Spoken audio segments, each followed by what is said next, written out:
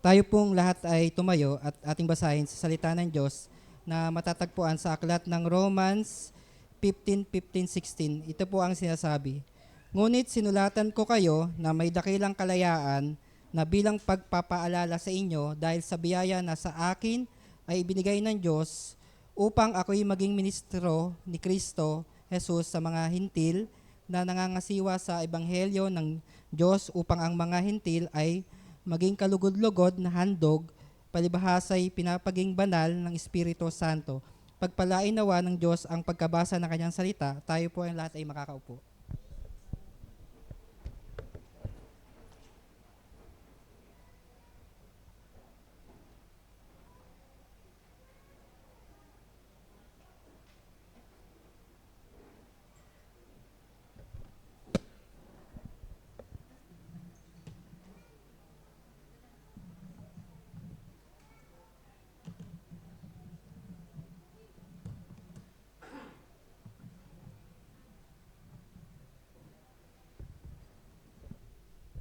Yan. So, isang magandang umaga po sa bawat isa. Pakibati mo na yung katabi mo na Happy Sunday. Yan. Happy Sunday. Yan. So, wag nyo munang tanungin kung anong plano niya mamaya. So, sabihin mo sa kanya, mag-focus ka para sa iyo to. Yan. Okay. So, yan. Tayo po ay darako sa ating HKM. So, again po, para sa kaalaman ng bawat isa, ito po yung ating ginagawa or pag-share ng housekeeping matter na makakatulong sa ating Christian life. No? Ito ay bago magsalita ang ating pastor. Yan. So, hindi po kami yung inyong pastor. Okay. So, ang ating pag-uusapan ngayon ay gospel or gossip. What are you sharing? Yan. Alam nyo ba yung gossip? Ano ibig sabihin nun? Chismis. Yan, yan. Sino ditong nasyara na ng gospel? Pwede mo magtaas sa kamay.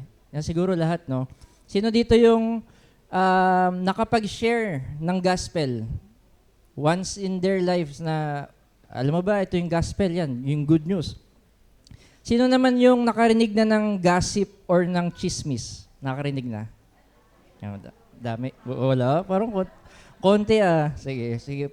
Pwede nyo itaas kahit mababa lang para di makita ng iba. And sa mga nakarinig ng chismis, sino naman dito sila yung mismong nagchismis? Ha? Sila yung nagsimula ng chismis or sa kanila nang galing ang chismis. Meron po ba? Wala kami. Yan, sige. Uy, may nakita. Wala, joke lang. Wala akong nakita. Yan. So, maaari may iba sa atin magsabi, no, nakarinig akong chismis pero hindi ko sinasadya. Bigla ko lang narinig. Yan. So, before, nung nag-work pa ako sa Alabang, so sumakay akong jeep sa may papuntang Susana Heights. Di ba mga siksikan doon? Yung parang yung upo mo, hindi ka na makupo ng maayos. So, may mga nagkukwentuhan. Siyempre, di ko na maiwasan na makinig sa kwentuhan nila, no. Tapos sabay, nagjo-joke lang sila. So ako, iniiwasan kong makinig at tumawa kasi baka mahalatang nagjo-joke. Nakikinig ako sa kanila. Tapos sabay nagsabi na, uy, alam mo ba, may ibang color na nagsisimula sa M. M? Ano kaya yun? Tapos ako sisip ko lang, ano kaya yung M na yun? Maroon. Tama, maroon. Tapos biglang sabi niya, blue, yellow. Bigla akong natawa. So sobrang hiyang-hiya ako. So hindi ko sinasadya na makakinig sa kanilang pinag-uusapan. Yan, so hindi ko sinasadya na makakapakinig sa kanilang pinag-uusapan. So, sa time na yon, hindi ko naman ninanais na makinig, no? Pero malakas kasi yung boses nila that time. So, hindi ko alam kung chismis ba yon or joke lang siya. Pero somehow, medyo similar siya doon, no? So, madalas kasi yung mga gossip or chismis, nag-i-start yan sa isang assumption. Yan. Sabihin nyo nga assumption. Yan. Ano ba yung assumption? Or, ito yun siguro ganito. Yan.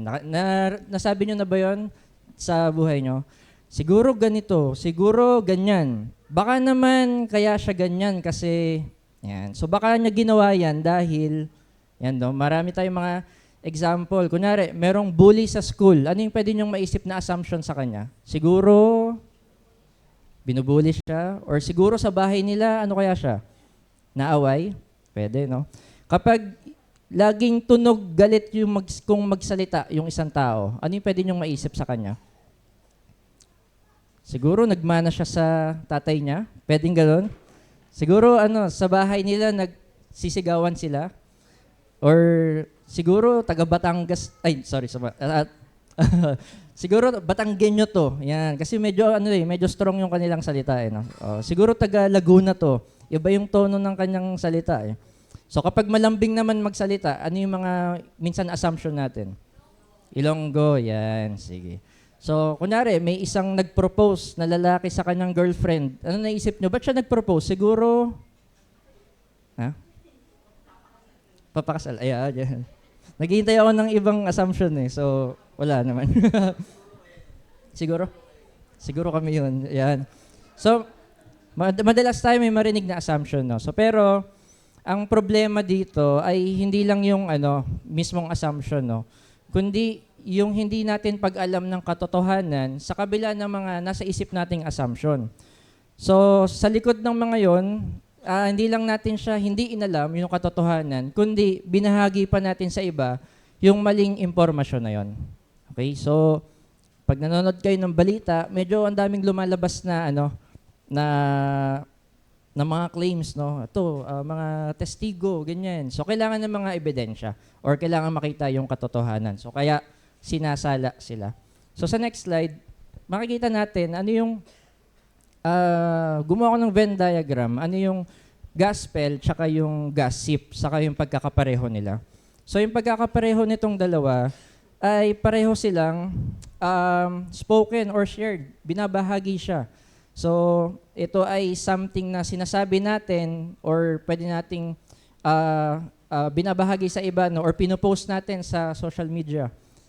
Yung gospel and gossip both uses words. Kailangan ng salita dito. So they rely sa mga salita, whether spoken, sinasabi ko ngayon, or verbally or written na pagsusulat. And it both influences people. So pwede maka-apekto to sa ating buhay.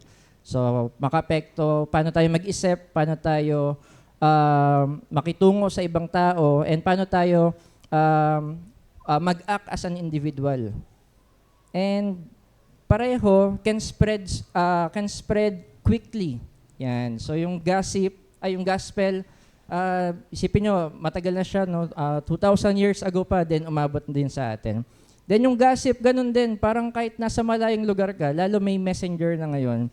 So pwedeng makadating sa iyo ang gossip, no? So parang ngayon, hindi na pakpak yung gamit no, ng mga chismis. Ano na kayong gamit nila? Data? Naka-data na ba ang chismis ngayon? Marami, sobrang instant na ng pag-share ng information, and sometimes hindi na siya totoo or walang evidence kung na nagsusupport sa claims nila. So yung parehong gospel and gossip requires listeners. So kinakailangan na makikinig sa kanya. So gospel, kailangan ng taong masyasharan. And the same din sa gossip, kailangan may mag-share and merong makinig ng message na yon. So ano yung pinagkaiba nilang dalawa?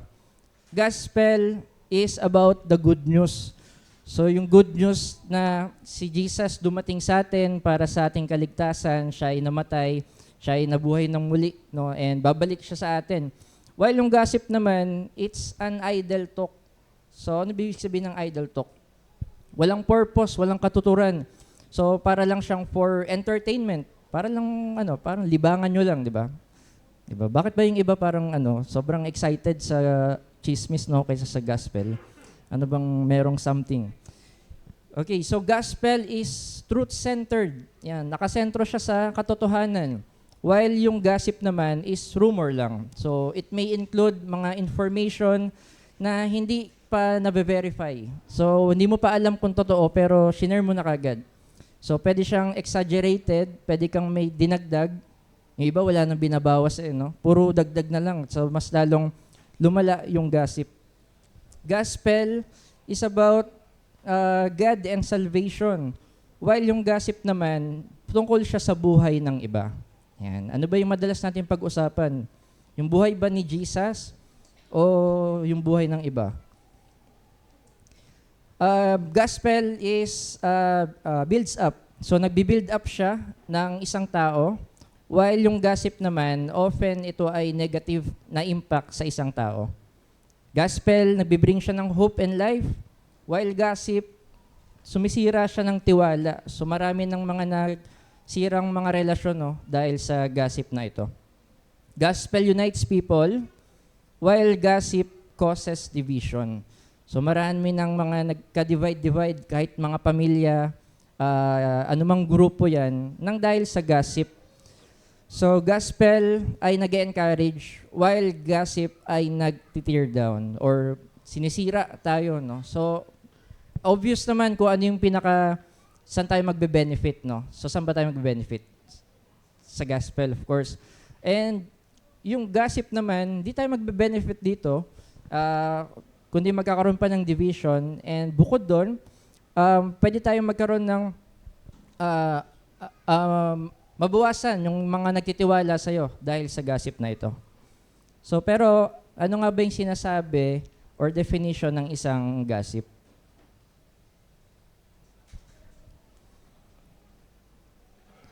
Yan. So, natuwa ako sa AI. So, ito po ay AI generated lang. Hindi siya tunay na tao.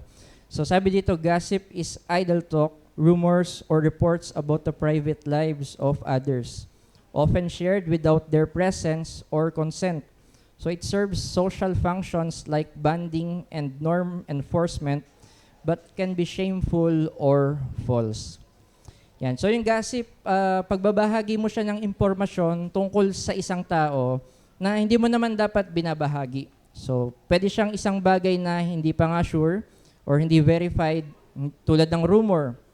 Or minsan, totoong informasyon siya, pero sinasabi sa maling tao or walang pahintulot ng taong yon. So, nagiging dahilan kung bakit nakakasama ito ay hindi lang kung totoo ba ito o hindi, kundi kung ito ba ay kinakailangan, may pagmamahal ba, at nakakatulong. So, kapag yung isang salita lang ay hindi nakapagpalakas, hindi din nakakapag-encourage or nakakasira ng relasyon, so doon ito nagiging harmful yung message na yon.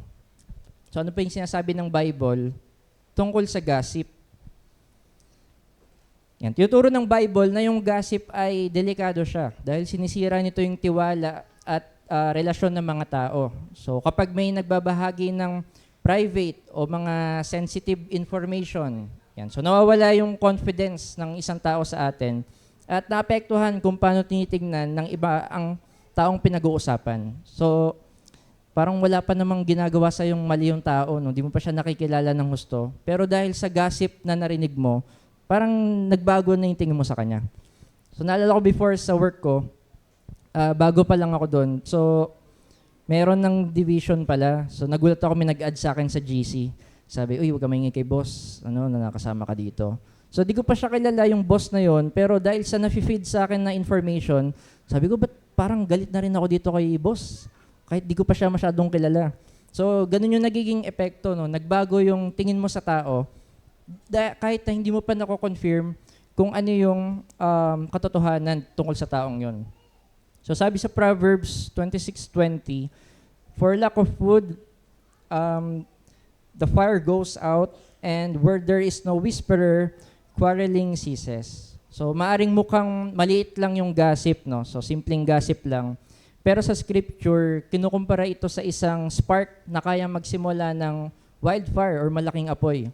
So isang maliit lang na hindi pag-iingat na salita ay pwedeng kumalat ng mabilis to at magdulot ng malalim na sakit o pagkasira ng relasyon. So ito yung gusto nating iwasan or hindi mangyari sa kahit nino man.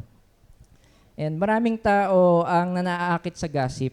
So bakit nga ba? No? So na tanong ko before, bakit nga ba kayo gusto nyo mag-gossip? Or bakit hindi nyo ma-contain na ma-share sa iba? So yung iba sumagot dahil daw sa pride na ako lang may alam nito ngayon.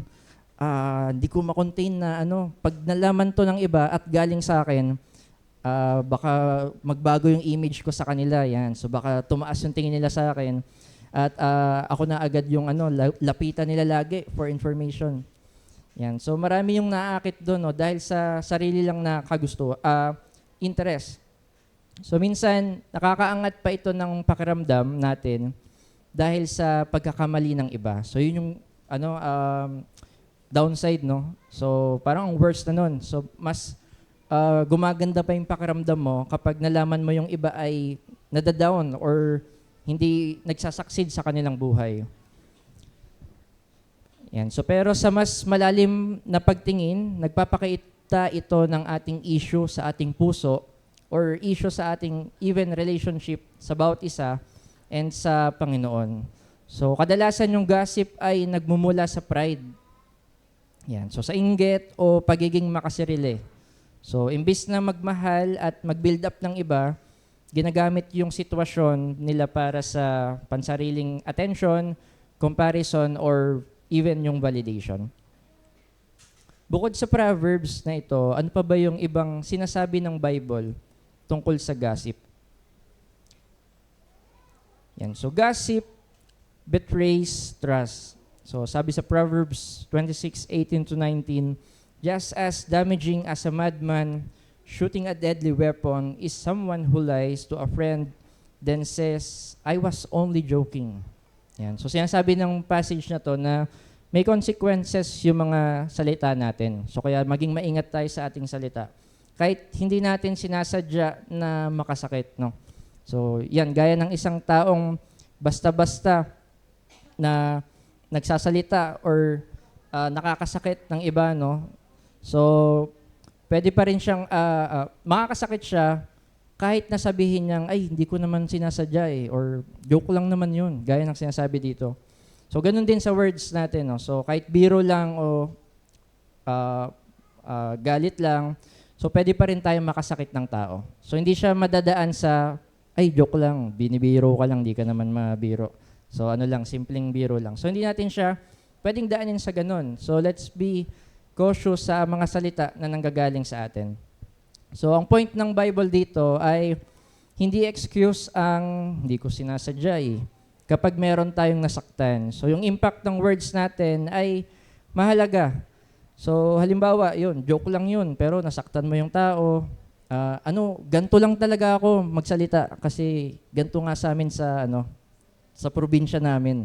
Masakit magsalita. Pero nasira na yung trust ng tao.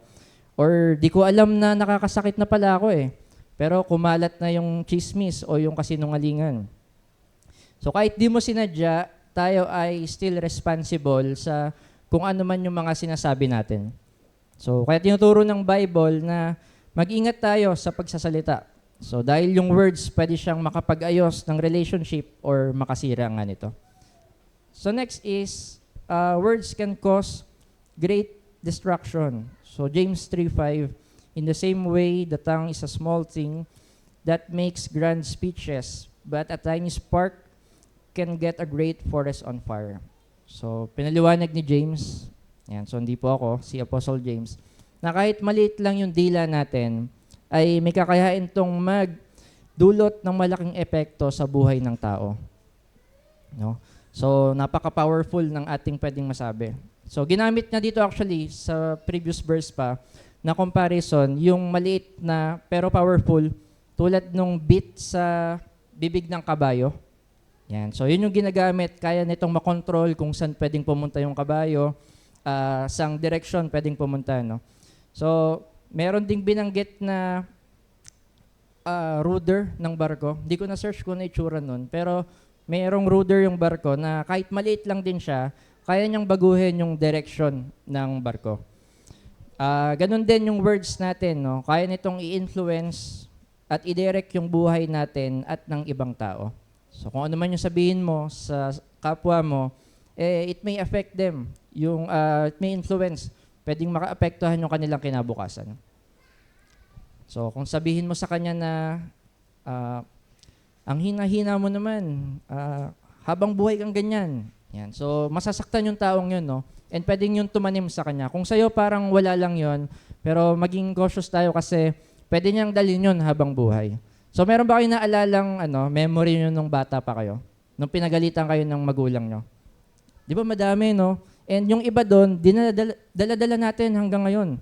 Kasi ganun siya, tumatak sa atin. So what more, isipin nyo ngayon yung sasabihin nyo sa kapwa nyo or even sa younger generation, pwede rin nilang dalhin yon hanggang sa mga next years pa, no? So kung tumanim sa isip nila na, ay mahina kasi ako kaya hindi ko kaya.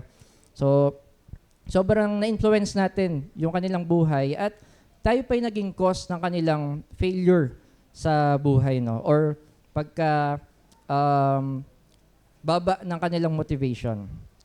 So, kaya kapag natutunan mo na kontrolin yung pagsasalita mo ng maayos, yung dila mo, mas matututo ka rin mag-control ng sarili mo. Yan. So, may warning si James dito. So, yung dila, pwedeng magdulot ng kapahamakan. Kaya tayo ay maging maingat sa ating pagsasalita. So, maliit lang siya, pero malaki yung impact nito. So, maaaring di mo pa makita ngayon yung impact, pero as time goes by or over time, pwede mong makita yung impact nito sa isang tao. Yan. So, ano pa yung sinasabi ng Bible sa gossip? So, kung marami pa tayong, hindi tayo na-convince, no, na nakakapag-distract pala. Pero dito na lang, makikita natin na gossip is a sin. So, kasalanan ang gossip. So, dun pa lang, wala na tayong dapat idahilan pa, no? Dahil sinabi na to ng Bible na kasalanan ng gossip. So, ayaw naman natin magkasala sa harapan ng Panginoon. So, Romans 1:29-30, their lives became full of every kind of wickedness, sin, greed, hate, envy, murder, quarreling, deception, malicious behavior, and gossip. Sinabi dito sa Romans. So, nakakalungkot lang isipin na minsan tayong mga nasa magkakapatid pa, no, yung nagiging cause ng pag-spread ng gossip. No, minsan nako-cover as parang prayer request. Yan. Pag-pray natin si sister na bigyan siya ng kalakasan. Sige, pray tayo. Bakit nga ba siya kailangang bigyan ng kalakasan? Anong nangyari sa buhay niya? So, hanggang sa nag-share na kayo, no? Walang masama na ipag-pray natin. No? Pero, make sure na hindi natin siya nasisiraan or hindi natin siya parang chismis na yung lumalabas. So, make sure din na maging objective tayo, no? Huwag tayo maging subjective. So, hanggang sa mas mahaba pa yung chismisan nyo, no, kaysa sa prayer, piniklian nyo lang yung prayer nyo. So, mas nakaka-disappoint naman yun. So, hindi yun ina-expect sa atin as mga kapatid sa Panginoon, no? So, tayo ay mag-motivate dapat. So, dapat hindi sa atin manggaling ang chismis. Yan. Sabi mo sa katabi mo, wag sa'yo manggaling ang chismis. Yan. Okay, so, ano nga ba yung ginagawa kapag merong chismis? Paano tayo dito magre-respond? So, meron na bang kaso dito? Yan. Di ko na-search kung may kaso ba sa Pilipinas. Pero merong mga related kaso about deception, no, or misinformation, paninira, puri. Yan. So, paano ba tayo dapat mag-respond sa mga chismis? Yan. Sabihin mo lang, stop. Yan. So, kapag may nag-share sa'yo, chismis ba yan o ano yan? Legit ba yan? Yan. Sabihin mo lang, stop. Yan. Stop ka. Una, stop the conversation. So, yung unang step para mahinto ang chismis ay i-stop mo siya.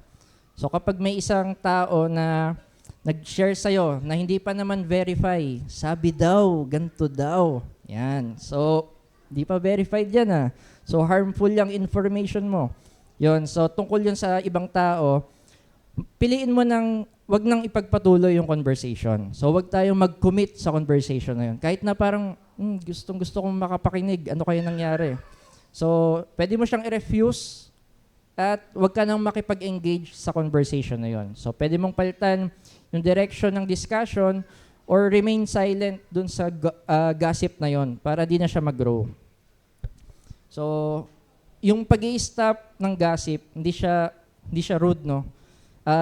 Ito ay isang obedience sa Panginoon na pagbibigay niya ng wisdom sa atin. So every time na yung gossip or yung chismis ay hindi na papatuloy sa ating buhay, so yung kapangyarihan ng chismis na yon, kumbaga yung impact nun ay humihina, no? Dahil may isang tao na nag-refuse na hindi na kumalat yung chismis.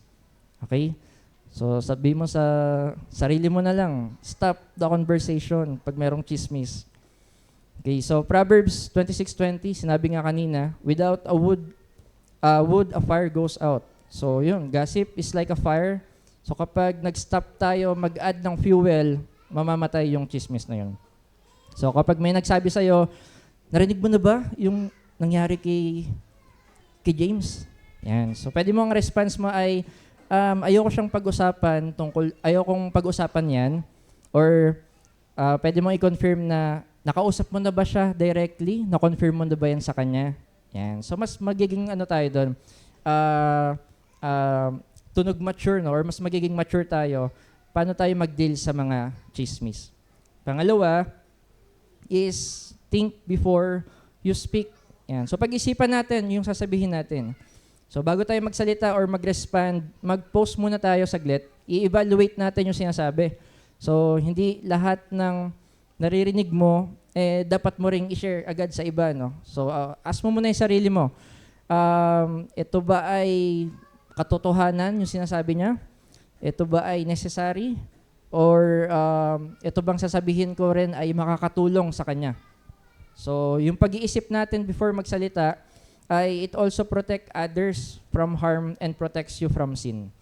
So, kapag meron ka narinig, sige, pwede kong i-confirm muna kasi hindi ko nabalitaan yan galing sa mismong taong yun. So, Ephesians 4:29, so do not let any unwholesome talk come out of your mouths, but only what is helpful for building others up. So, kapag hindi siya nagbi-build up ng isang tao, wag yun na siyang sabihin. So, example, pwede niyong sabihin na, totoo ba to? Or narinig mo lang din sa iba? Ito ba ay, yung sasabihin ko ay, masasaktan ko ba yung taong to? Yan. So wag tayo basta-basta na magsalita lang, no? Iwasan natin yung dahilan na, hindi, ganito talaga ako eh. Tsaka, ang tunay na kaibigan, yung masasaktan yung yung damdamin ng ibang, yung sasabihin yung katotohanan. So I think iba naman yon pagdating sa criticism, no? So meron tayong goal na mapabuti, or meron tayong positive na na gustong i-recommend sa tao para mag-improve yung kanyang buhay. So yung chismis, wala po siyang ganong goal. So letter O ay only go to the source. Anong source yan? So yung source is yung mismong tao. So kapag merong isang issue na nag-i-involve sa someone, so paulit-ulit natin, no, at di tayo magsasawa na ituro, na ang biblical response dito is not to talk about them, but to go directly to them, sa mismong taong yon. So kapag may tanong ka sa isip mo, ba't kaya wala siya ngayon, pero nakita ko siya sa festival? Siguro, yan. So, tanungin mo na siya kagad. So, wag mo nang sabihin sa iba, uy, nakita ko si festival. Sabi, may sakit. Yan. So, wag mo nang sabihin ganun. So, i-confirm mo na sa mismong tao. Baka nagpa-check up, no, pwede siguro. May hospital ba doon? So, meron. So, baka nagpa-check up. Yan. Pero best is confirm natin sa mismong source or sa mismong tao. Si Jesus, tinuturo niya na yung problems should be handled privately first and not publicly spread. Yan. So yung gossip, it talks about people, pero tayo, tinawag tayo para i-share yung gospel. So instead na sabihin natin na narinig ko meron siyang problema sa kanyang asawa, ganito yung nangyari. So sabihin mo na nakausap mo na ba siya tungkol dyan, o ano mo lang yan, assumption mo lang yan. The next is, let's pray and promote peace. This is the final step para ma-replace yung gossip with prayer and peace. So instead na pag-spread ng rumor na wala namang katotohanan pa, so i-spread natin yung gospel. So pray for the person na na-involve and i-ask mo si Lord na magbigay ng healing tsaka katotohanan dun sa taong yon and restoration. So when we pray, we shift from being part of the problem to to becoming part of the solution. So also prayer changes our hearts so we no longer desire to spread harmful information. So imbis na pwede nating maging respond, no? Nakita mo ba? Narinig mo na ba? Nakita mo ba yung post niya? Yan, sabihin natin, let's pray for them. Yan, pag-pray natin sila na gumanda yung kanilang sitwasyon sa buhay. So, in conclusion, yung salita natin ay hindi lang basta-basta, no? Ito ay powerful. Bawat sinasabi natin ay merong epekto, of course, sa makakarinig dito. So, pwedeng makasira or makabuo ng relationship to. Hindi lang ito simpleng usapan sa mata ng Diyos. Ito ay seryosong bagay na sumasalamin sa laman ng puso natin. So maaring meron ka rin talagang problem sa sarili mo, kaya mo mas gusto mag-spread ng rumor or ng gossip. And araw-araw meron tayong choice sa buhay. So magpapadala ba tayo sa chismis na nakakasira or magiging boses tayo na nagdadala ng pagbabago? Yan. So sa atin ba magmumula or lalala ang chismis o sa atin ba hihinto ang chismis? So magiging instrumento ba tayo ng kapayapaan? So sa huli, hindi lang importante kung ano yung alam natin, kundi kung ano yung pinipili nating sabihin at kung ano ang pinipili nating hindi na ulitin. So nawa, ang bawat isa, let's stop na pag-usapan yung ibang tao para sa ikakabagsak nila, no? Or ikakaganda lang ng image mo. So let's start to talk about the gospel. So imbis na yung buhay ng ibang tao, let's talk about the life of Christ as our perfect example sa lahat ng bagay. So paano ba siya? Paano ba ang naging response ni Jesus sa ganitong situation? Paano ba yung naging response ni Jesus sa mga sinners? So let's talk about Christ instead, nang hindi tayo makasira ng ibang relasyon and tayo ay mag-unite and mag-multiply din as well. So maraming salamat po and yun lang po. To God be the glory.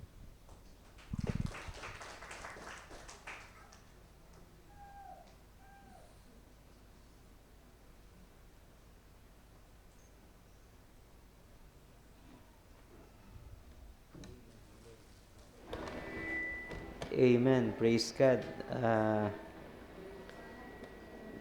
Sa prayer meeting po, sa atin po every Wednesday, okay lang mag-chismis. Kasi palagi kami nag-chismis din eh. Chinichismis namin kung ano yung ginawa ni Lord sa buhay namin. Hindi sa buhay ng iba. Sino ba nagpauso nun? Si Ate ano yan?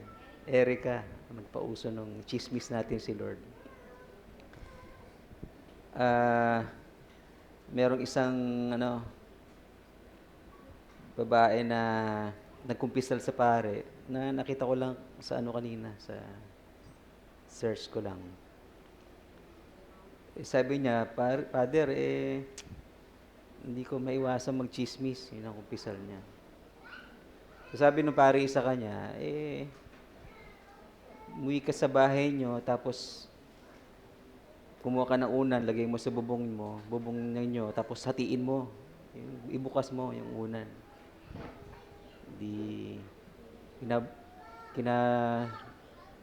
Sumunod na linggo, nagpunta siya uli sa pare. Father, ginawa ko na yung sinabi niya po. Okay, sige, bumuli ka uli, tapos kunin mo yung mga feathers ng unan. Father, imposible yun kasi nilipad na ng hangin yun. So, hindi ko na makukuha yun.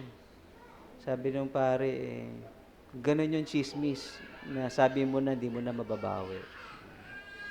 Kaya mag-ingat tayo sa ating mga binibitawang salita, no? Tungkol sa ating kapwa. Well, ibang usapan naman din, of course, hindi sinama ni James yun sa discussion tungkol sa chismis. Ibang usapan yung sa church na meron tayong, halimbawa ay elders na pinag-uusapan yung buhay ng mga members. Si Apostle Paul, nung nag-report sa kanya yung mga nangyayari tungkol sa church sa Corinth. Sa 1 Corinthians 5:5, mababasa niyo po doon, sabi niya, sa context ng 1 Corinthians 5:5, kasi naisumbong kay, or nai-report, kung ayaw natin yung salitang naisumbong, nai-report kay Paul doon sa Church of Corinth na meron dong nagkakasala ng incest. Alam niyo incest? Yung magkapamilya, nagkakaroon ng sexual immorality. So, maaari nating isipin chismis yun, pero importante sa church yun, sa life ng church, kasi hindi na kayang kontrolin siguro ng church sa Corinth yung nangyayaring yun. So, ni-reports yun kay Apostle Paul. So, ang sagot ni Apostle Paul doon sa 1 Corinthians 5:5, doon sa gumagawa ng kasalanan na yon, na member ng church, ibigay kay Satanas yung katawan niya para maligtas ang kanyang espiritu.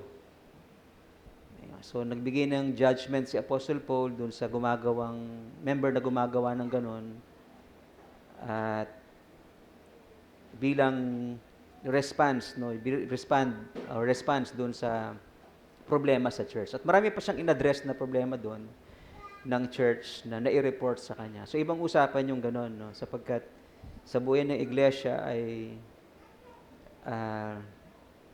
para tayong pamilya na may tatay tayo sa langit at pinagkatiwala ng tatay natin sa langit sa pastor yung buhay ng bawat isa para na sa gayon maging katulad tayo ni Kristo. Kaya naman, sa church ay pinapakialaman ng buhay ng iba, or ng members. Hindi ng iba, kundi ng members. Kaya siguro merong iba na ayaw magpa-member kasi ayaw nilang pakialaman yung buhay nila. Pwede naman yung ganun, pero I don't think tinatanggap natin yung idea ng pagiging family natin kung gano'n, di ba? Sapagkat is tayong pamilya sa pamilya ng Diyos, katulad dun sa pamilya, di ba? Merong pag-aaway yung mga anak, kailangang ayusin ng tatay, gano'n din sa simbahan. May problema sa loob ng simbahan, may tatay tayo sa langit na gustong ayusin yun, at ang mga elders ng church ang silang responsable sa pag-aayos ng mga problemang yun. At marami na tayong, sa biyaya ng Diyos, marami na tayong mga problemang naayos, may ibang hindi pa, at sinisikap pang ayusin sa biyaya ng Panginoon. Kakaintindihan po ba tayo? Okay. Pero, siyempre, pag inaayos ng elders ang problema ng members, sa paraang katulad nung sinabi ng naituro sa atin kanina, na kakausapin yung tao. Hindi tayo pwedeng gumawa ng basta-bastang kwento lang, kundi i-verify natin ang lahat sa pamagitan ng pag-direct dun sa mismong tao. Kaya naman, importante na mag-usap-usap at maging transparent sa bawat isa. Wini-welcome natin ang na-invite ni Ate Remy na kapitbahay ko. Sa tagal kong hindi nakatira, hindi ko kadala lahat yung mga yung mga naandon, no? So, welcome po si Ate Jasmine. Jezebel. Apo. So, welcome po sa church. Meron pa bang bago? First time na dumalo? Wala na. Okay. So, si Ate Nel nandito ngayon. Praise God, ano? Praise the Lord, kasi si Ate Nel, talagang gusto niya makasama tayo, at nahihiya ako sa mga anak niya kasi parang inaagaw natin siya sa kanila. Pero hindi natin mapigilan ang kanyang damdamin at kasiyahan na tayo makasama.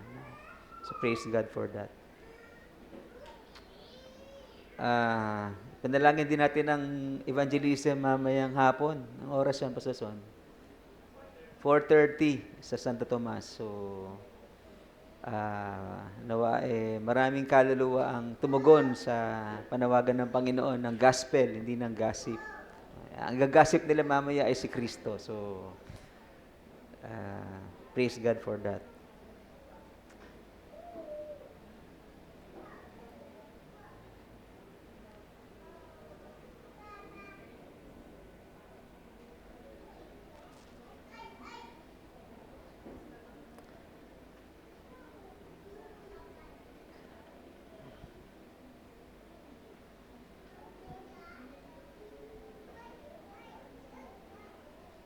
Romans chapter 15 verse 16. Ito'y pangatlo na yata po natin na series ng pag-aaral at pagsisik ng will ng Panginoon sa atin sa verse na ito. Ano yung gusto niyang ipabatid sa atin. At ngayong araw na ito po ay atin pong bibigyan ng emphasis yung sanctified by the Holy Spirit. Review lang tayo ng konti, no? Yung pagkakasabi ni Apostle Paul dito sa talatang ito ay para ipakita na ginamit niya yung Old Testament Levitical priesthood.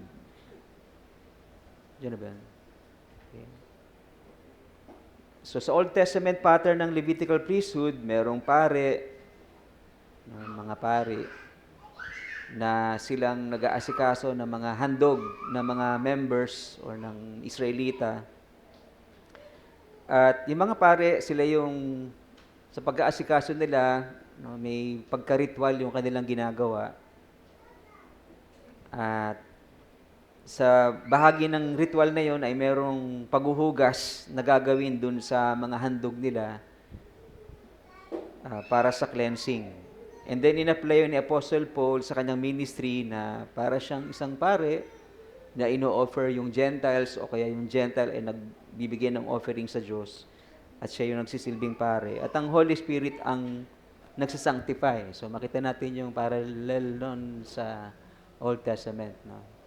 Na sa Old Testament, yung pare yung gumagawa ng paghuhugas para simbolo ng pagdilinis, para maging acceptable kay Lord yung offering. Pero sa New Testament, ang Holy Spirit na nagsasanctify, naghuhugas sa atin para maging karapat-dapat tayong handog sa Panginoon Diyos. Gusto kong i-guide through kayo dun sa itsura ng Old Testament tent of meeting. Ganyan na itsura ng, kung nasa Old Testament kayo nakatira, ganyan na itsura nyo. So, nasa gitna yung temple. Alright. Tapos, meron dong altar sa labas. Bukod pa yung altar sa loob, merong altar sa labas na doon sinusunog yung mga handog. Okay? So, ito yung entrance ng tent of meeting. Diyan mo dadalhin yung handog mo kung maghahandog ka sa Panginoon. At papasok ka sa loob, dala-dala yung handog mo. Ayan. Kung ang handog mo ay baka para sunugin, so, dadalhin mo yung handog mo sa mga pari. And then, yung handog mo, bago siya patayin, bago siya katayin, ililihans mo muna yung kamay mo dun sa handog mo para simbolo na yung kasalanan mo, inililipat sa Kanya. Kasi handog yon para sa atonement ng kasalanan mo, yung mapatawad ang kasalanan mo. So, ililihans mo yung handog mong hayop na walang dungis, no? Che-check ng pari yon kung perfect ba yung inihandog mo, walang mga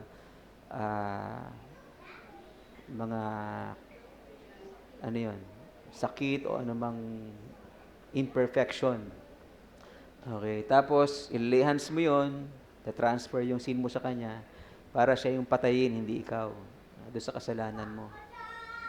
Okay, so pagka pinatay na yung handog, yung dugo nun, ayun mga laman loob nun, huhugasan. Yan yung washing sa Old Testament na ginamit ni Apostle Paul sa sanctification ng Holy Spirit. Okay? Sinisimbolize niyan yung paglilinis para yung handog mo ay maging karapat-dapat sa Diyos. Isang banal na handog na karapat-dapat sa Panginoon Diyos. Okay. And then, yung dugo nun, ibubuhos sa mga gilid nung altar na yon sa labas ng templo, tent of meeting, or sa loob ng tent of meeting, bukod pa yung sa loob mismo na may altar din doon, Holy of Holies. So, and then, pagkatapos ibuhos yung dugo sa paligid, and then, susunugin na yung handog mo na isang mabangong hain sa Panginoon Diyos. No, na ibig sabihin nun, yung usok na umakyat sa langit, tinanggap ng Diyos ang iyong handog at naging dahilan yon ng iyong kapatawaran, yung atonement for your sins. Galing, no? At ang emphasis natin dito ay yung paghuhugas na yon na ginagawa ng mga pari na sa New Testament ay yung paghuhugas ng Holy Spirit. Sanctification by the Holy Spirit. Dito po tayo magdudwell sa ating message for this morning. At ang title ng word for this morning ay God's Work in Making Us Holy. Let's bow our heads in prayer. Heavenly Father, we thank you so much for this day, Lord, that once again you have gathered us together to honor you, to worship you, to sing songs of praise to you, Panginoon, and to hear from you, Panginoon. Dalangin po namin ang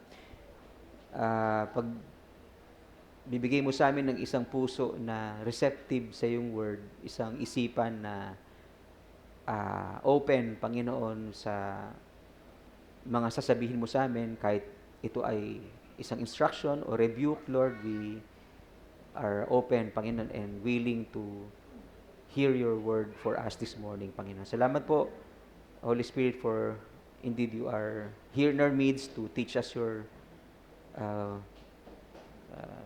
God's word, Panginoon, sa aming mga buhay. Ito po aming dalangin sa pangalan ni Jesus. Amen.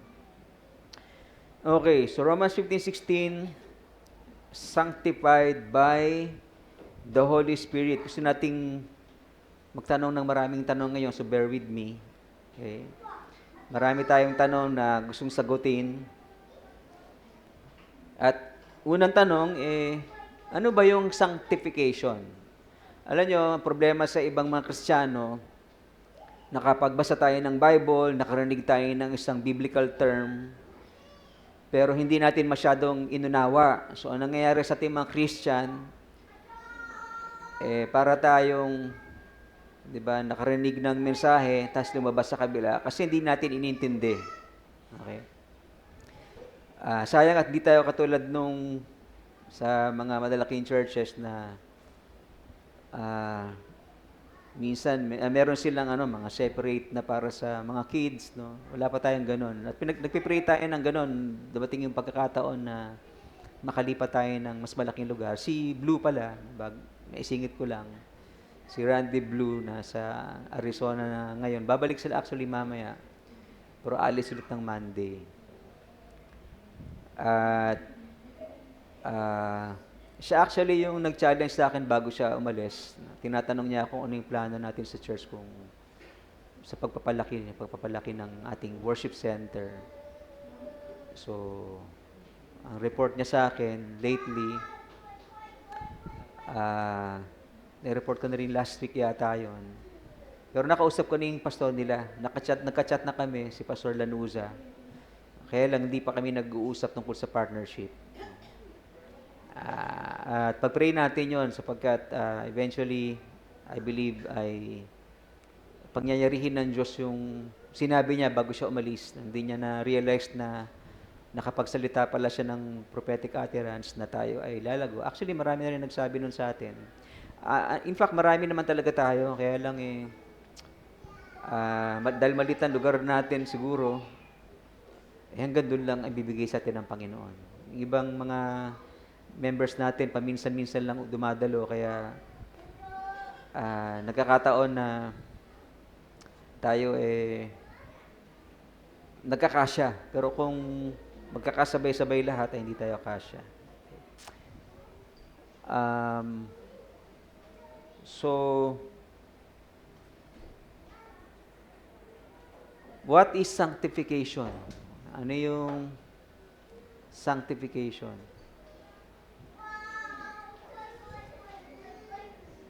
Ang Greek word na ginamit dun sa sanctification, as you can see, ay hagiaso or hagiadso, na ang ibig sabihin sa kanyang root word ay to make holy, purify, or consecrate. Okay. So, yun yung word na sanctification ay to make holy. Pag narinig niyo ulit yung word of sanctification, next time, alam ko na yan. So, tandaan po natin yun. Kasi yun yung sinasabi ko na minsan, narinig natin, pero hindi natin nadala. Kasi hindi naman natin madalas magamit yung word of sanctification. So, ano yung word of sanctification? To make holy. Anong Tagalog nun? Pinapaging banal. To make holy. Kaya yung Tagalog translation natin, na hinango sa King James ay pinapaging banal. Okay. Sanctified, made holy, and set apart, sabi na Amplified Bible. Okay? Sabi mo sa katabi mo, you are sanctified by the Holy Spirit. Tanongin mo, naintindihan mo ba yun? Hindi mo ba yun? You are sanctified by the Holy Spirit. Ikaw ay pinapaging banal ng banal na Espiritu. Right?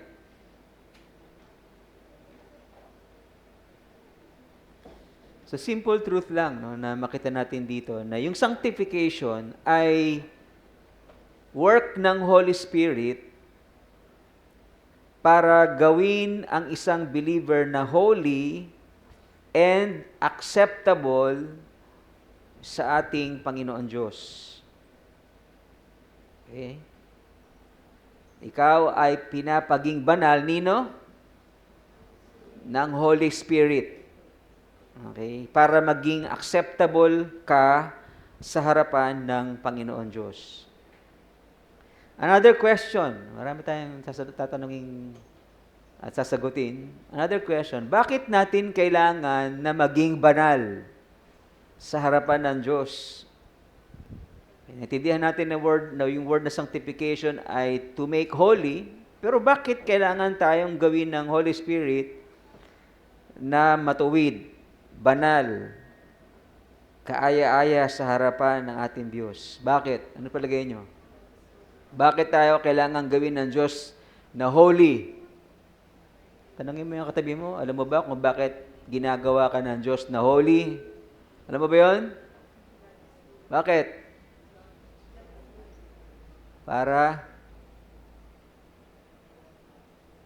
Bakit ka ginagawang holy? Ng Holy Spirit. O nararamdaman mo ba sa buhay yon na nagiging matuwid ka? Baka naman hindi, di ba?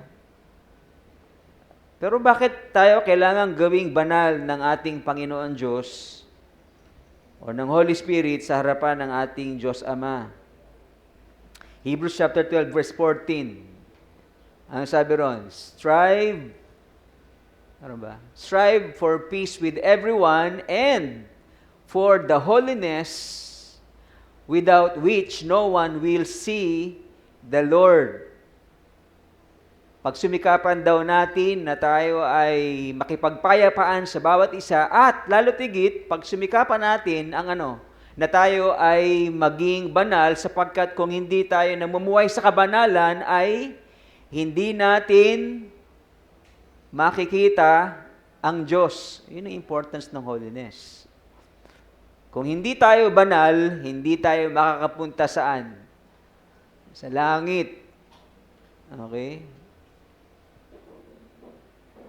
Na naroon ang ating Panginoon Diyos. Alright?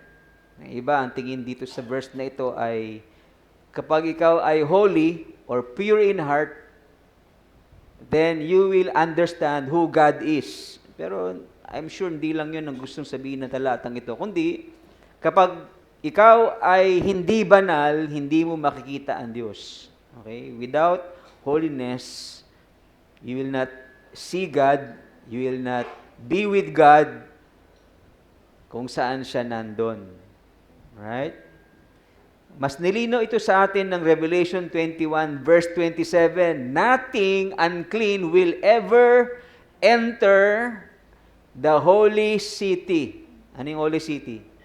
The New Jerusalem. Walang makakapasok sa New Jerusalem na kung saan yun na yung eternal destiny ng mga believers in Christ, yung new heaven and new earth. Okay? Walang makakapasok sa bagong city na yon na unclean. Sabi mo sa katabi mo, hindi ka makakapasok kung ikaw ay unclean. Okay? So, praise God at tayo hinuhugasan ng Panginoon.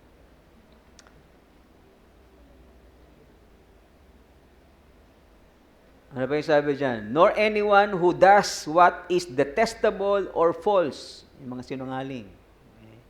But only those who are written in the book of life. The Lamb's Book of Life. Nakasulat na ba ang pangalan mo sa aklat ng buhay? Ha? Pastor, parang ngayon ko lang narinig yan. Mayroon palang aklat ng buhay na sinusulat yung pangalan ko doon.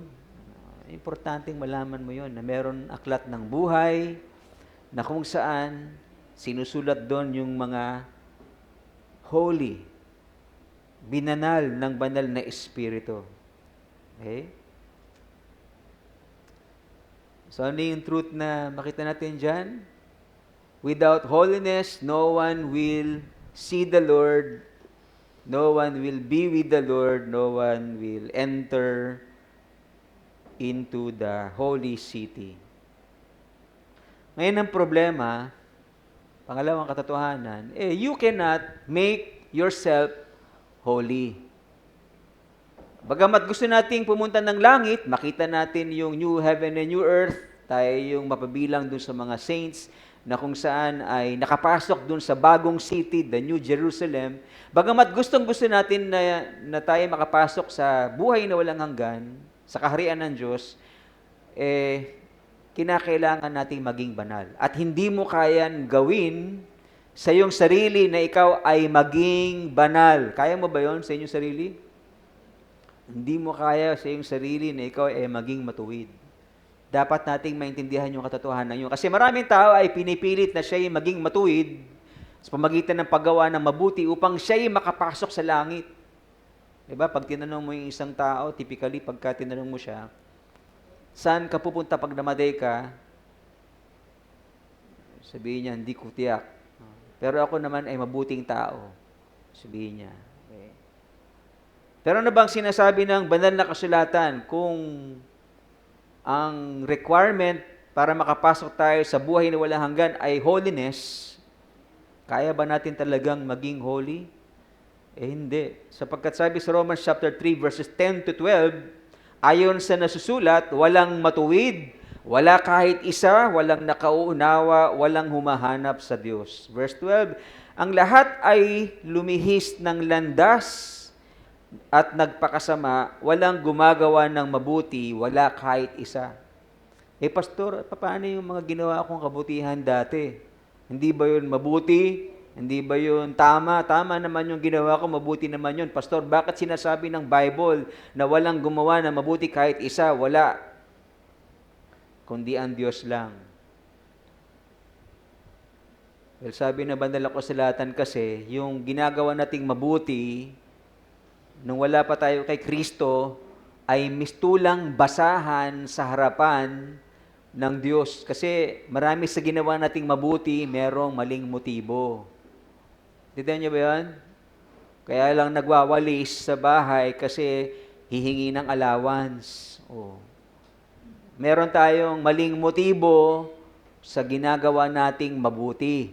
Nababasa ng Diyos yung ating mga ginagawa. Kaya sa paningin niya, hindi tayo tumapat, hindi tayo umabot dun sa pamantayan niya ng katuwiran sapagkat yung ginagawa nating mabuti ay may halong hindi magandang motibo. Ay, hindi ko alam. Hindi natin mas mababasa yung motibo ng bawat isa sa atin, di ba? Kaya minsan binibigyan natin ng allowance or favor yung mga taong gumagawa sa atin ng mabuti kasi hindi natin nababasa yung kanilang mga motibo. Ang bait-bait naman itong taong to. Mabigyan nga siya ng pabor. Ganon. Pero ang Diyos ay nababasa ang ating laman ng pag-iisip. Yun yung tayo'y unbeliever pa. Mistulang basahan sa Diyos ang ginagawa nating mabuti. Pero I believe, pag tayo'y na kay Kristo na, binago na niya yung buhay natin, nakakagawa na tayo ng mabuti. Di ba? Sapagkat tumahan na yung banal na Espiritu sa atin nung tinanggap natin si Jesus bilang ating Panginoon at tagapagligtas, na siyang nagtuturo sa atin na gumawa ng mabuti. Di ba? Siya yung nag-guide sa atin sa lahat ng katotohanan, kaya tayo ay nakakagawa ng mabuti. At kinokorek tayo sa ating mga maling motibo, anak, huwag ka lang gagawa ng gawaing bahay dahil meron kang gustong hilingin, ha? Nakokorek yung ating mga mindset, kaya tayo nakagawa ng tama sa harapan ng ating Panginoon Diyos. So you cannot make yourself holy. Walang matuwid, wala kahit isa. Nung tayo unbeliever pa. At kahit tayo believer, hindi mo kayang gawing banal ang iyong sarili.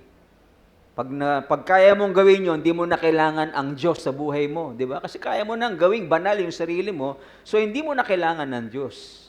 Maraming ganyan tao ho.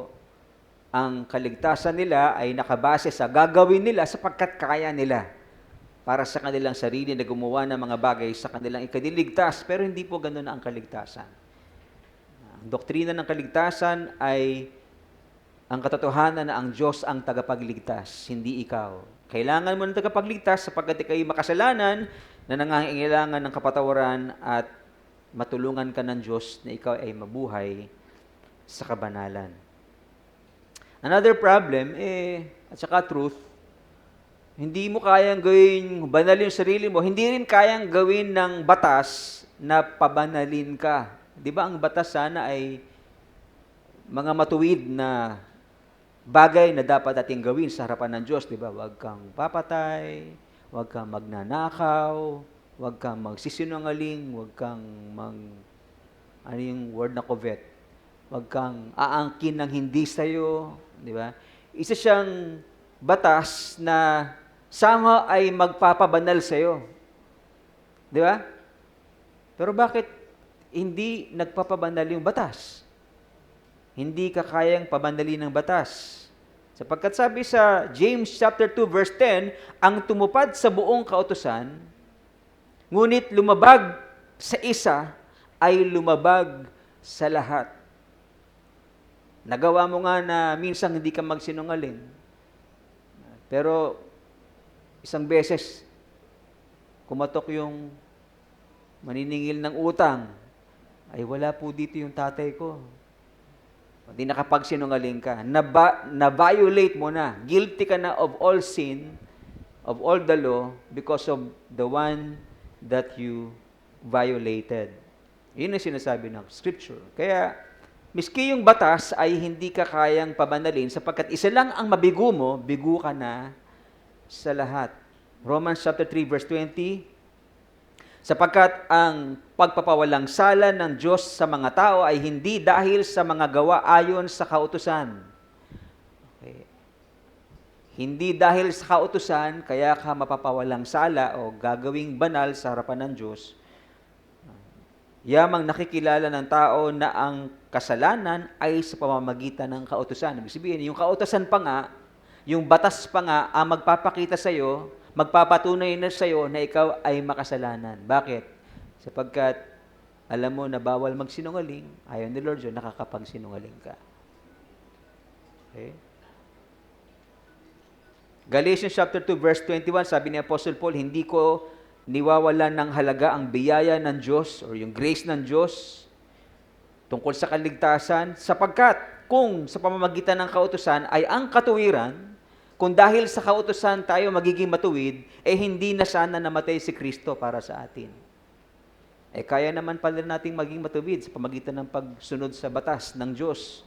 O hindi na kailangan pumunta rito si Kristo para mamatay para sa atin. Yung sinasabi ni Apostle Paul.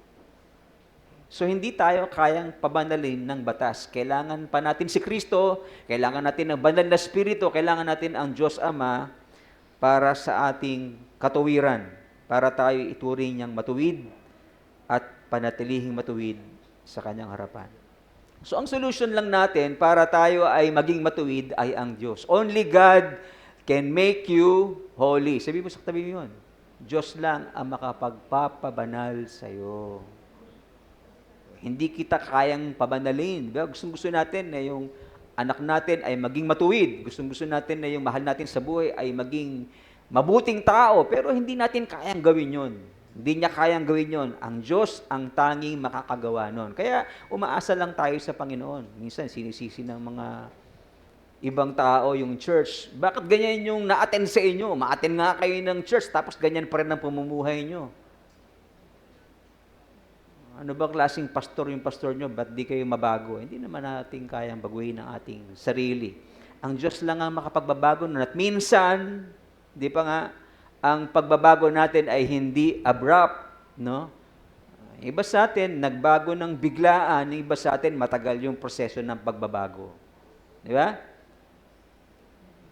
Alam niyo, tinatanggap niyo ba yung katotohanan lang yun? Pero hindi siya katanggap-tanggap sana sapagkat bakit matagal yung iba na magbago. Diba? Kaya lang, ganun talaga. Yung proseso para sa iba ng pagbabago ay takes time. Only God can make you whole. 1 Corinthians chapter 6, verse 11. And such were some of you. Ano yung such na yon? Yung mga kasalanan na nating ginagawa. But you were washed. Kayo'y hinugasan na. Kayo'y sinanctify na. Kayo'y ginastify na in the name of the Lord Jesus Christ and by the Spirit of our God. Okay.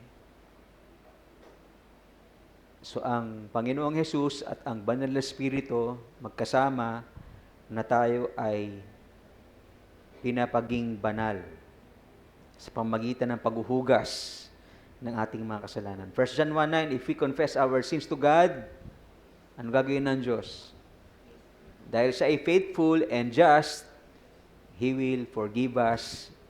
He will cleanse us from all our unrighteousness. Okay. Ngayon, gusto nating sagutin yung pangatlong tanong, paano ba tayo hinuhugasan ng Diyos? Di ba? Kailangan tayong maging banal kasi kung hindi ka banal, hindi ka makakapasok sa langit. Gusto mong pumunta ng langit, so kailangan ka maging banal. Paano tayo pinapaging banal ng Diyos? Ano yung dapat mangyari? Ano yung dapat gawin ng Diyos? Meron ba tayong partisipasyon doon para tayo ay maging banal sa harapan ng ating Diyos? Gusto nating malaman yung sagot dito. How does God make you holy? Tanungin mo nga yung katabi mo, gusto mo bang maging banal?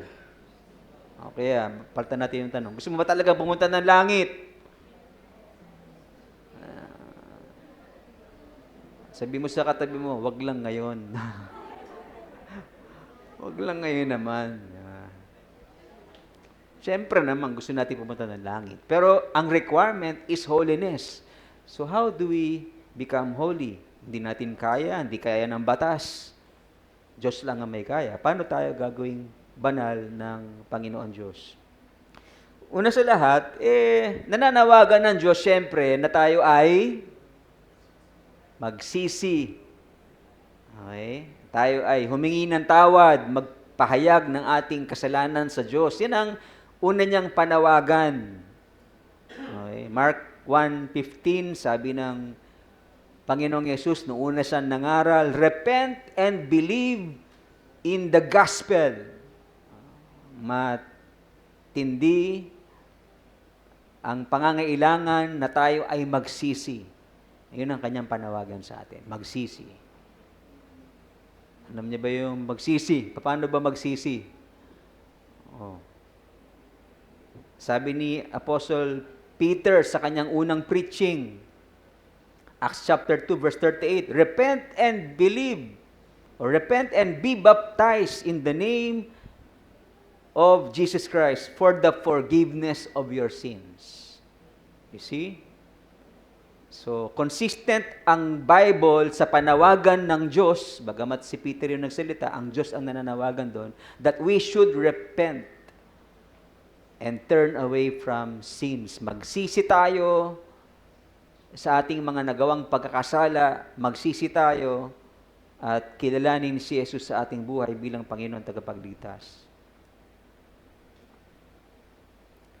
Ang word na repentance, katulad nung natutunan natin before, ay ano? Ano ibig sabihin ng repentance? Ano ibig sabihin ng pagsisisi? Ano yung dapat mangyari sa buhay ng isang tao para sabihin siya'y nagsisisi? Ano yung nangyayari sa kanyang isipan? Nagkakaroon ng change of mind. Kung ikaw ay totoong nagsisi, o nagsisisi, may nangyayaring pagbabago sa isipan mo. Okay? Ano yung pagbabagong yon? Marami yon. Pwedeng, yung mga Hudyo, nung nangaral si Apostol Pablo, si Apostol Pedro sa mga Hudyo, sa Acts chapter 2, pinakita niya na yung Kristo na dapat sana'y tagapagligtas ninyo ay ipinako niyo sa krus. Pinatay ninyo ang inyong tagapagligtas. O di, natauhan sila ngayon. Okay. So, anong gagawin namin para maligtas? Yung tanong na yon, na ano yung gagawin namin para maligtas, nagkaroon ng pagbabago sa kanilang isipan. Di ba? Nagsisisi sila kung bakit pinatay nila yung Kristo na kanilang tagapagligtas. Anong gagawin namin? Sabi nila kay Apostle Peter.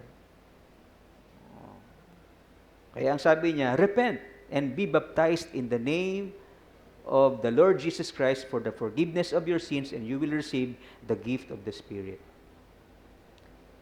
Right? So, ang pagsisisi ay merong nangyayaring pagbabago sa isip mo. Nung dati, parang okay lang sa iyo yung magsinungaling, for example. Di ba? Ngayon, nung mabasa mo yung kanina sa Bible, walang sinungaling na makakapasok sa kaharian ng Diyos sa langit.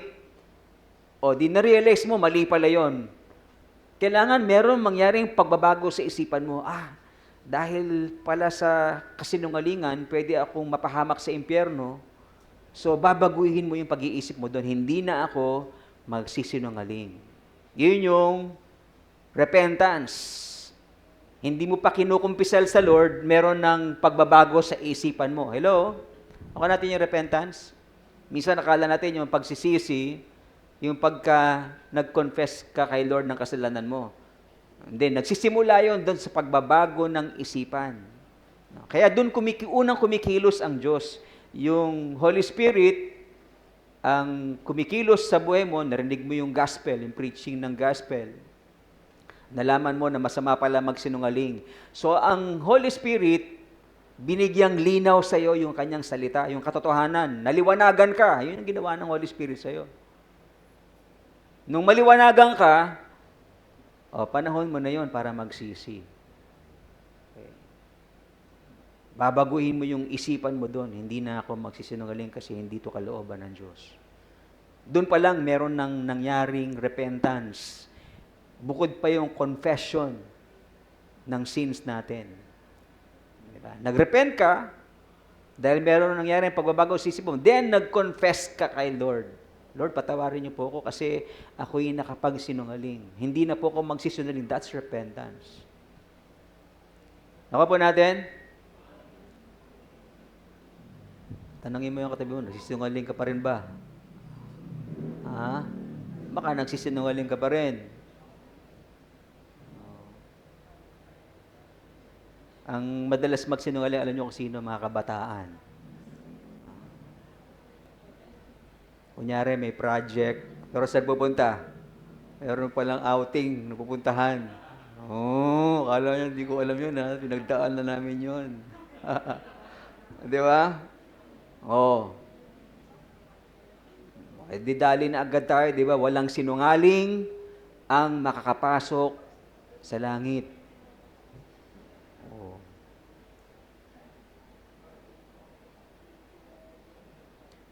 Si Judas, naunawaan niya yung kanyang pagkakamali pero hindi siya nagsisi. Alam niyo ba yun? Actually, ang word na ginamit dun sa kanyang pagka-alam ng pagkakamali, kasi natauhan din siya eh. Di ba, nangyari sa kanya, siya ay pinagkanulo niya si Jesus, pinagbili niya sa isang halaga, na yung halaga na kanyang pagsumbong dun sa mga chief priest para malaman kung nasaan siya para mahuli si Jesus, binayaran siya ng perlas na ang katumbas nun, isang buong, yung memorial park niya sa Susana Heights, Everest. Ganon yung presyo ng halagang binigay sa kanya. Makakabili ka ng isang malaking libingan ng mga tao. Yun pala, pangbayad yon dun sa kanyang pagkalibing. Okay? So, pero natauhan siya. Natauhan siya na, naku, paano yan na betray ko yung aking master. Natauhan siya eh. Tapos gusto siyang ibalik yung pera doon sa mga chief priest, pero hindi tinanggap. So, tinapon niya yung pera, tapos nagpakamatay siya. Sayang, no? Muntik na siyang magsisi, no? Pero yung ginamit na word doon sa kanyang ginawang, nung natauhan siya ay remorse, hindi, or regret. Hindi siya talaga repentance. Remorse or regret lang. May mga ganun tao na natauhan lang sila pero hindi sila nagsisi. Alam mo, ilang beses siyang nagkamali, hindi pa rin nagbabago kasi hindi nagsisisi. Nagkaroon lang ng regret pero hindi umabot sa panahon nagbago ng pag-iisip. So ang repentance na hinihingi ng Diyos sa atin ay katulad ng prodigal son. Ano yung nangyari sa prodigal son? Kinuha niya yung kayamanan niya sa kanyang tatay, nilustay lahat yun sa kanyang mga kaibigan, naubos lahat. Nung una, marami siyang kaibigan. Wala na siyang pera, wala nang kaibigan. So, nag-apply na lang siya ng trabaho na, ang trabaho niya ay pagpakain ng baboy. Sa sobrang hirap ng buhay, walang magbigay sa kanya kahit pagkain ng baboy. O ngayon, natauhan siya ngayon sa bahay namin. Maraming yung mga servants ng tatay ko, nakakakain ng masarap, samantalang ako dito nagugutom. Nagkaroon ng pagbabago sa kanyang isang, babalik ako sa tatay ko, pero bilang na lang, servant na lang. Di ba? Nagkaroon ng pagbabago sa kanyang isang. That's repentance. At yun ang panawagan ng Diyos sa atin. Tayo ay magsisi na kung saan dapat magbago ang pag-iisip mo sa isang maling bagay o maling katotohanan. Pangalawa, upon repentance, paano ka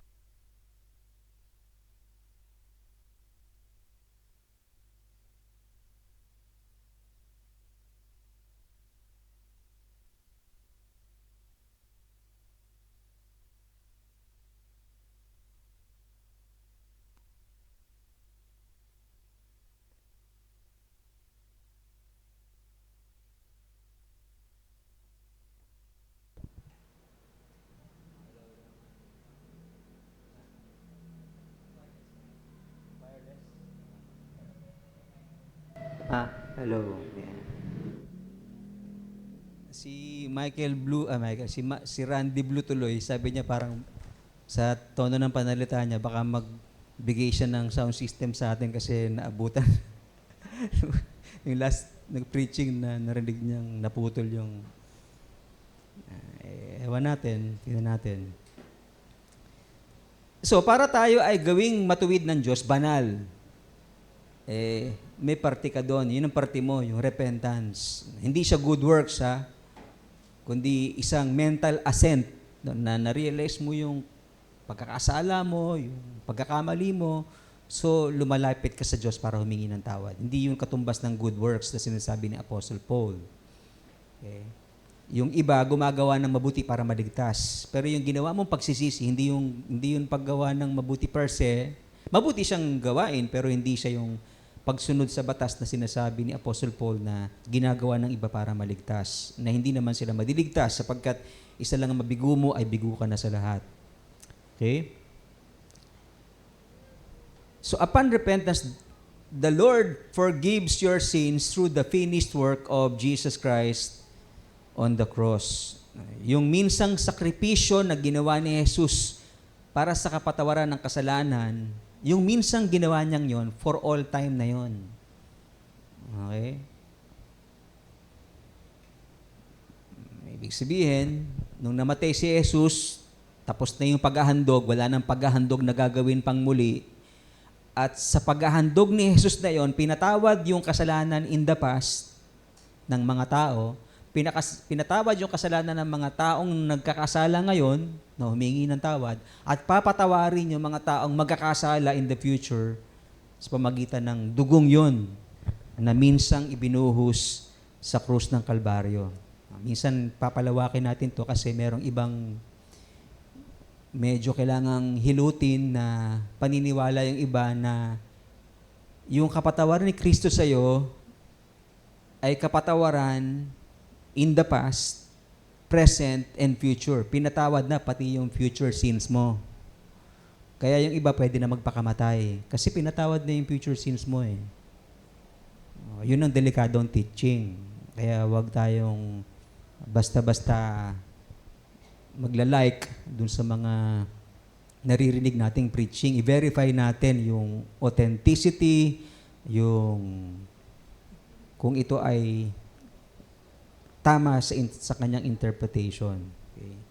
Ang tama na pananaw tungkol sa finished work of Jesus Christ, okay, ayan, yung minsang ginawa niyang paghahandog ng kanyang sarili, yung pagbubuhos niya ng dugo ng minsanan isang beses lang, ay may kapangyarihan na magpatawad ng kasalanan ng mga tao nung nakalipas, may kapangyarihan magpatawad ng kasalanan ng mga tao sa kasalukuyan, at may kapangyarihan magpatawad sa kasalanan ng mga tao sa hinaharap.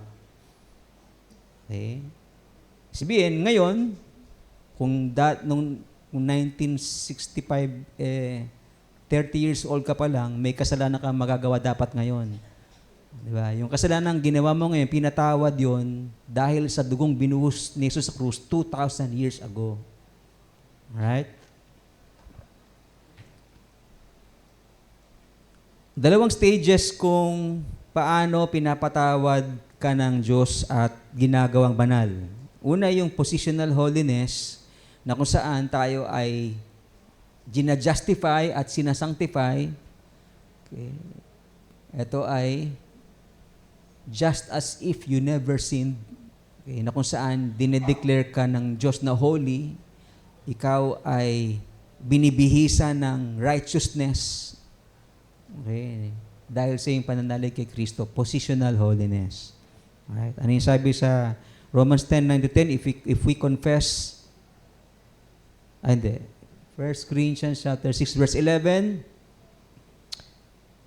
dati kayo makasalanan, kung ano-ano mang kasalanan ginagawa ninyo. Pero ngayon, kayo hinugasan, yung Old Testament pattern, di ba, ng Levitical priesthood, at ang naguhugas sa atin ngayon ay sino? Sinanctify tayo, ginastify ng pangalan ni Kristo at ng banal na Espiritu. So, hindi lang yung Holy Spirit ang nagsanctify sa atin, but also the Lord Jesus Christ through the blood that was shed on the cross 2,000 years ago.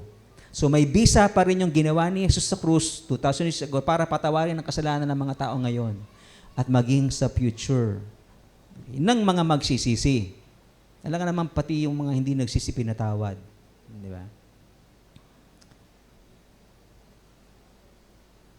So, kailan to nangyari? Nangyari na tayo ay i-sanctify, i-justify nung tayo ay nag-confess ng ating pananampalataya kay Kristo. Romans chapter 10:9-10, di ba? If you confess with your mouth that Jesus is Lord and believe in your heart that God raised Him from the dead, you will be saved. Verse 10, for with the heart one believes and is justified. Nung ikaw ay nagpahayag sa iyong puso ng iyong pananampalataya kay Kristo, ikaw ay naligtas. At yun ay equivalent saan? Sa justification, just as if you never sinned. Doon ka binihisa ng Diyos ng kabanalan nung ikaw ay nagsisi sa iyong mga kasalanan at tinanggap si Jesus sa iyong buhay bilang Panginoon at tagapagligtas. Nagkaroon ng instantaneous holiness sa iyong buhay nung ikaw ay nagsisi at kumilala kay Jesus bilang iyong Panginoon at tagapagligtas.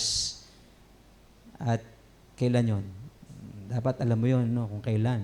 Maaring iba, nakalimutan nila yung petsa. Pero alam mo, sa buhay mo, minsan, nagsisi ka at nagpahayag ng iyong pananalig kay Jesus. At dun sa araw na yon, sa pagkakataong yon, dun ka binigyan ng katuwiran, ng kabanalan. Isang positional holiness na kung saan ikaw ay tunuring na walang kasalanan. Amen po? Ha?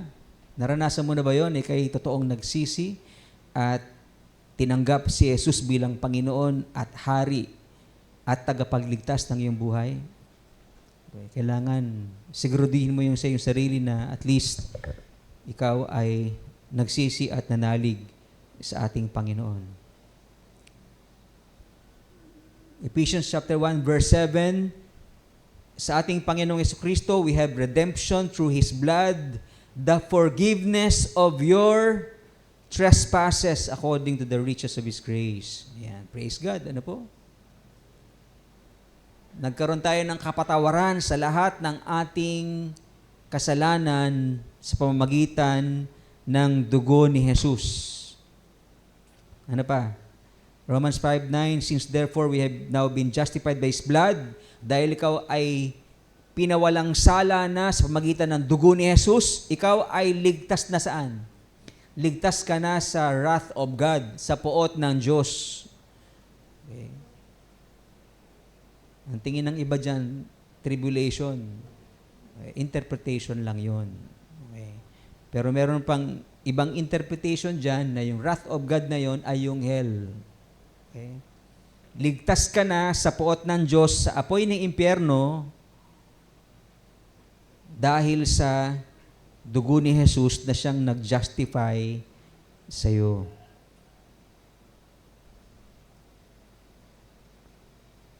Second Corinthians 5:21, for our sake He made Him to be sin. Alang-alang sa atin, no, yung kasalanan natin, ipinataw kay Jesus, di ba yung pinakita ko sa inyo kanina, yung pag naghahandog yung isang Israelita ng kanyang handog, kung baka yon, tupa yon, kambing yon, or pigeon, ililay hands niya yung hayop, okay, sa ulo. Para yung kasalanan mo lumipat dun sa hayop na iahandog at papatayin on your behalf. Ganun po yung si Kristo. Ipinataw kay Jesus yung kasalanan mo para siya na walang kasalanan, He who knew no sin, no, ay ginawang makasalanan para saan? So that we might become the righteousness of God. Palapakan natin ng Diyos, di ba? Oh. Hindi lang naman kasalanan si Jesus, inosente. Pero sa Kanya pinataw yung kasalanan mo, at dahil sa Kanya pinataw yung kasalanan mo, siya yung pinatay, hindi ikaw, para mabuhay ka. At para ikaw ay mabihisa ng katuwiran ng Diyos. Okay? Meron ding progressive holiness. Hindi lang dapat ikaw ay merong positional holiness, pinaging banal ka na ng Diyos sa harapan niya, pero dahil nagkakasala ka pa din, di ba? Binanal ka na ng Diyos, pero ba't nagkakasala ka pa? Mahirap i-reconcile yun, di ba? Kaya sa tuwing nakikita tayo ng Diyos, Ama, okay, yung righteousness, yung cloth of righteousness na binihis sa atin ng Diyos ay righteousness ni Kristo. Si Kristo ang nakikita ng Diyos, hindi yung ikaw na makasalanan. Tinatakluban ka ng katuwiran ni Kristo dahil sa iyong pananampalataya sa Kanya. Okay. Kaya 'di ba, sabi sa 1 John chapter 2, sino yung advocate natin?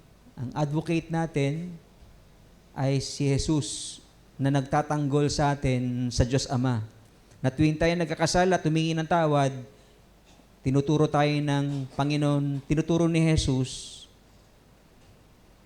sa Ama yung ginawa niya sa krus nung araw na sinasabi ng anak, biniyaran ko na yung kasalanan ni Felix, di ba, halimbawa, dahil sa dugong binuhos ko sa krus. Ganon tayo pinagtatanggol ng anak sa Ama. So, kaya inaasahan pa rin ng Diyos na tayo mamuhay sa kabanalan, progressive holiness. At para tayo manatiling banal, patuloy tayong hinuhugasan. No, He cleanses us from all our sins. 1 John 1:9, di ba? And then, sa Jude chapter 1:24-25, yung doxology natin, kinakanta natin pagka, di ba? Now, to Him who is able to keep you from stumbling, to present you blameless before the presence of His glory with great joy. No? So ang Diyos ay kinikip tayo para maging holy and blameless hanggang sa araw ng Panginoon. Sa pamagitan ng ating paghingi ng tawad at paghuhugas sa atin ng patuloy ng ating Panginoon Diyos. And then lastly, upon the return of Christ, paano tayo gagawin talagang totally holy ng Diyos? God will give us a glorified body. Doon na sa time na yon, ma-achieve natin yung perfection. Doon sa return ng ating Panginoong Kristo. 1 Corinthians 5:15, chapter 15, verses 51 to 53, pakinggan ninyo ang hiwagang ito, hindi namamatay ang lahat. Hindi mamamatay ang lahat. Ngunit lahat tayo babaguhin. Sa isang sandali, sa isang kisap mata, kasabay ng huling tunog ng trumpeta, pagtunog ng trumpeta, ang mga patay ay muling bubuhayin at hindi na mamamatay. Babaguhin tayong lahat sapagkat itong katawang nabubulok ay dapat mapalitan ng di nabubulok at ang katawang namamatay ng hindi namamatay. Sa pagdating ni Kristo, babaguhin niya ang ating katawang panlupa ng katawang panlangit na hindi na nabubulok. Yun na yung perfect state natin na kung saan wala na yung kasalanan at tayo ay holy, totally holy before the presence of God. Sa ngayon, no, 'di ba, tayo ay justified na just as if we never sinned. Pero nagkakasala pa rin, so pinapaging banal tayo ng Diyos sa pamagitan ng ating pagpapahayag nating mga kasalanan sa Kanya araw-araw. Kaya huwag mo kalimutang humingi ng tawad bago ka matulog. Sa ating gabi, humingi ka ng tawad sa mga kasalanan mo. At least doon sa mga kasalanang nire-reveal sa iyo ng Diyos, di ba? Pinapaalala sa iyo ng Diyos. Maalala mo naman yun. Kaya ako pag nananalangin ako, Lord, ipaunawa mo sa akin kung saan ako nagkamali upang ako humingi ng tawad.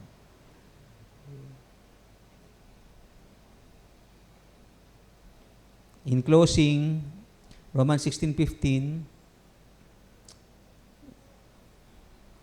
tayo ay sinanctify ng Holy Spirit, of course, pati ng Panginoong Jesucristo. And then, naintindihan natin kung bakit mahalaga ito sapagkat nothing unclean will ever enter the holy city. So we need to be holy at hindi natin kayang gawin yun na tayo ay maging holy. Okay? We need God to make us holy. We need to repent and believe, at least initially. And we need to keep repenting and believing. It's an ongoing act na tayo na dapat na patuloy na magsisi at patuloy na manalig sa ating Panginoon. Ngayon, sasabihin ng iba, Pastor, parang hindi ko yata kailangan niya kasi dami kong problema. Dapat ng mga preaching tungkol sa problema, yung tipong masasolve yung problema ko. Well, siningit ko lang ng konti, no? Kasi baka may nag-iisip nga ng ganun. Ano ba yung silbi nito na matutunan natin yung doktrina ng sanctification? Na tayo ay hinugasan ng Diyos sa ating mga kasalanan. Ano silbi nito sa ating problema? Dami kong problema ngayon, Pastor, na kinakaharap. Ba't ganyan ang tinuturo mo sa amin? Dapat na tinuturo mo katulad doon sa ibang church na paano yumaman, paano maging successful sa buhay. Kasi dami namin problema, Pastor. O paano makakatulong itong doctrine ng sanctification sa atin, sa mga problema natin? Meron ba? May tutulong ba yun sa atin? Palagay nyo.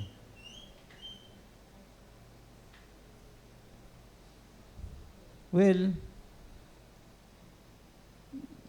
siguro, I'm sure, since ikaw ay ginawang banal ng Diyos, ano man ang problema mo, hindi ka gagawa ng masama.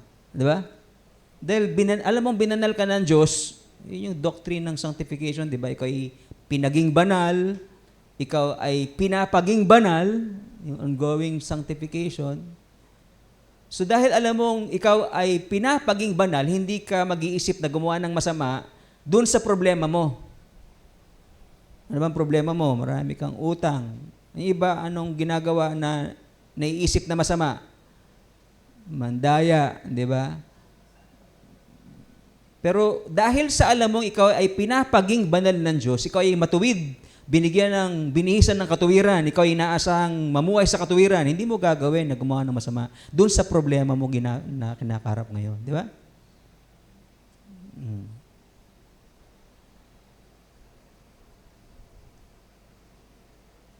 Since God keeps forgiving you, o anong may dudulot na sa problema mo?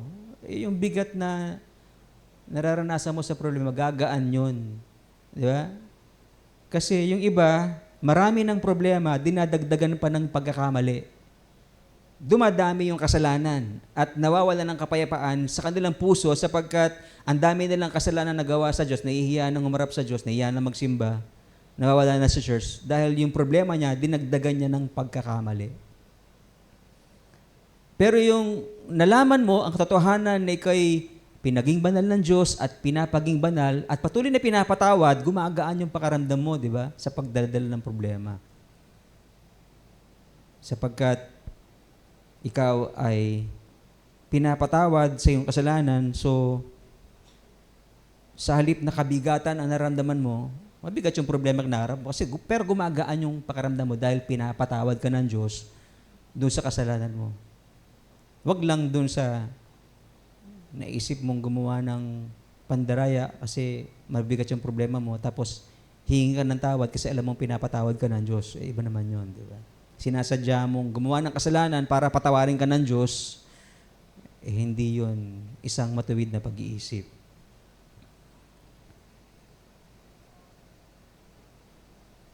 Sila tayo tumayo po at tayo